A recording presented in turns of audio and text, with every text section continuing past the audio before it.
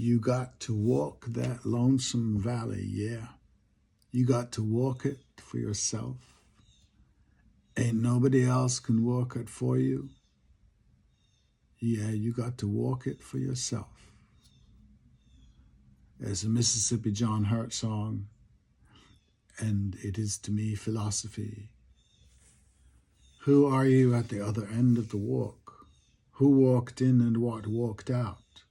First, you got to walk. You can't drive that lonesome valley or be driven. The walk is freedom, self-reliance, the quest, the adventure, the danger faced, the shadow confronted. Walk. And what, I wonder, this unearthed self allows no space for a deity.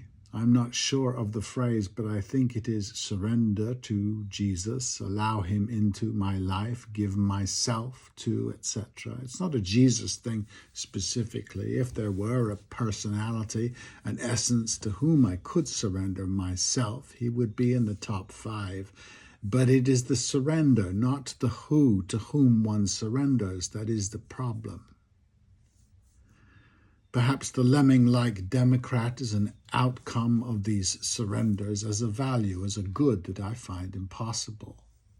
They may be right, who am I to judge, but this herding has horrible consequences.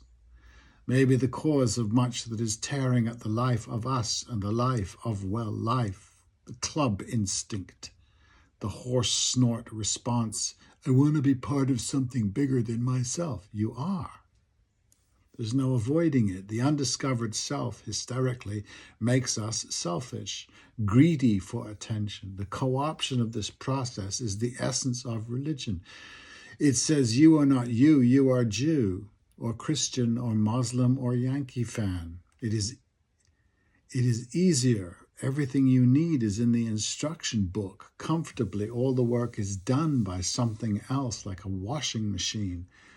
The psychic cleaning service that makes you look good once a fortnight. It is funny to see Mika Brzezinski getting all teary about the internet destroying young girls and their self-esteem while she trots off for some more cosmetic surgery. And here we are committing genocide. Everybody knows the US and Britain are supplying Israel with the machinery without which they'd need to find another arrangement in the region. The deciders have told us that is what they are doing. There is none of the usual lying, knowing that we ourselves are owned by our affiliation, not by ourselves. And so we compartmentally dance on Palestinian graves, or perhaps don't care. It's another religious faculty. To me, unaffiliated, it is just genocide. 40,000 abortions, 2 million homeless, 50% unemployment or worse. Genocide anywhere is just genocide everywhere, unless, of course, you belong to a club that is happy to have you as a member.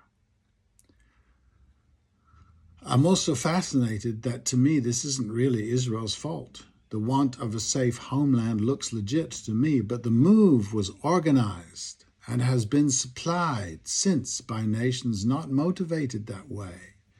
The great colonizers and their colonies invented a streak of persecution to justify their occupations and their genocides. They said, oh, we were persecuted in Europe. We needed a free country.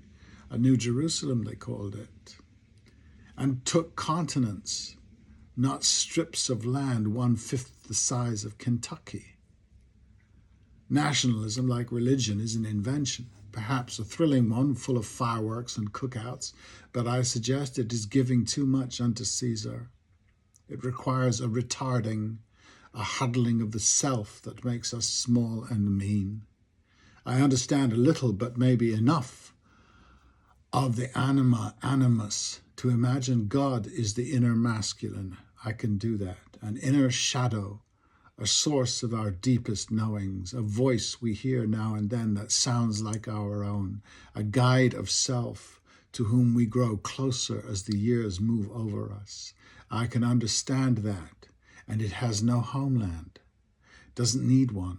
the God of the nomad, that is really the human. No palace with necessary narcotized servants. One knows this is not the God shared by the butchers on both sides in Gaza because the men of this God are not there. The ones there are suburban, not profound, with schedules and places to be. And so uncomfortable with the other, the shadow, they can only kill it, not knowing ever, like Agave, the monster, the corpse, is their own son.